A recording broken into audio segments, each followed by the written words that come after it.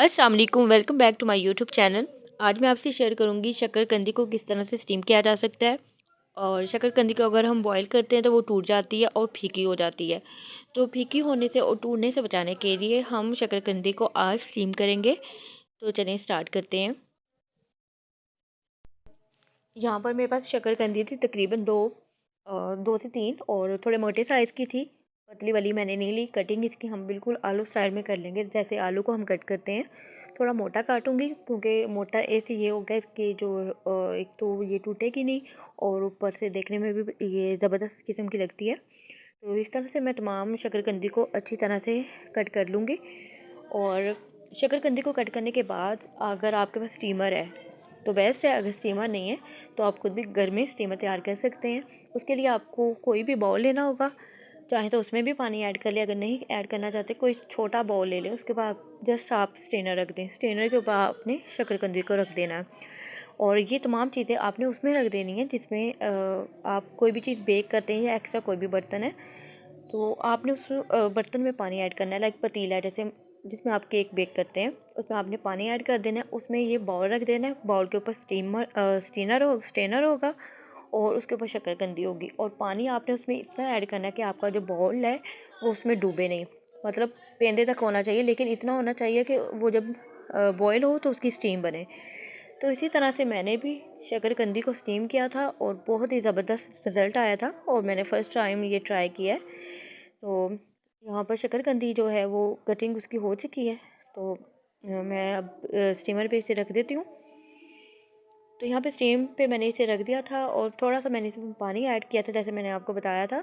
तो बहुत अच्छा इसमें जो है बॉयल आना स्टार्ट हो गया था, और उसकी स्टीम बन गई थी। तकरीबन 15 मिनट के लिए मैंने इसे स्टीम पर रखा था, और हमारी शकरकंदी जो है माशाल्लाह से गल चुकी है यहाँ पर। तो अब मैं इसे निकाल लेती हूँ। और इस तरह से जो मैंने शकरकंदी आज स्टीम की है, बहुत ही बेस्ट इसका रिज़ल्ट आया है। एक तो ये टूटी नहीं है, बिखरी नहीं है, और टेस्ट बहुत अच्छा आया है। मतलब अगर आप शकरकंदी को पानी में बॉईल करते हैं तो पानी में बॉईल करने से ये थोड़ी सी फीकी हो जाती है।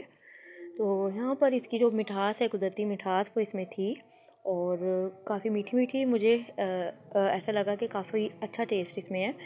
तो इस तरह से मैंने तमाम जो है शकरकंदी है वो स्टीम कर ली थी। और अभी ये बहुत ज़्यादा गर्म है तो इसके छिलके जो है मैं रिमूव कर देती हूँ। आप देख सकते हैं हमारी जो शकरकंदी है बिल्कुल भी बिखर नहीं रही।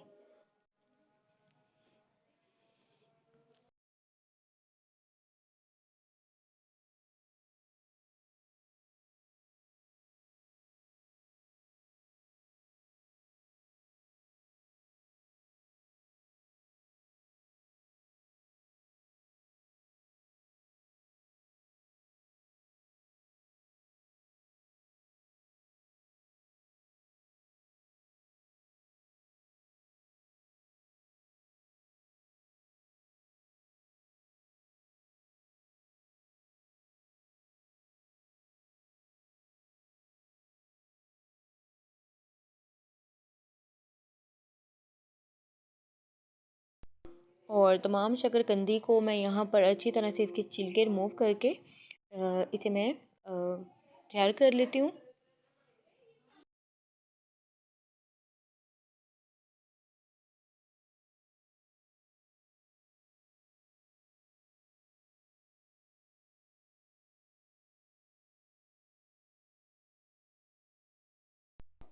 और अब मैं इस पे चाट मसाला छिड़कूँगी। छिड़कने के बाद जो है उसे मैं लेमन के साथ गार्निश कर दूँगी। तो होप सो आपको आज की वीडियो अच्छी लगी होगी। वीडियो अच्छी लगी तो वीडियो को लाइक कर दें और अपना फीडबैक लाजमी दें।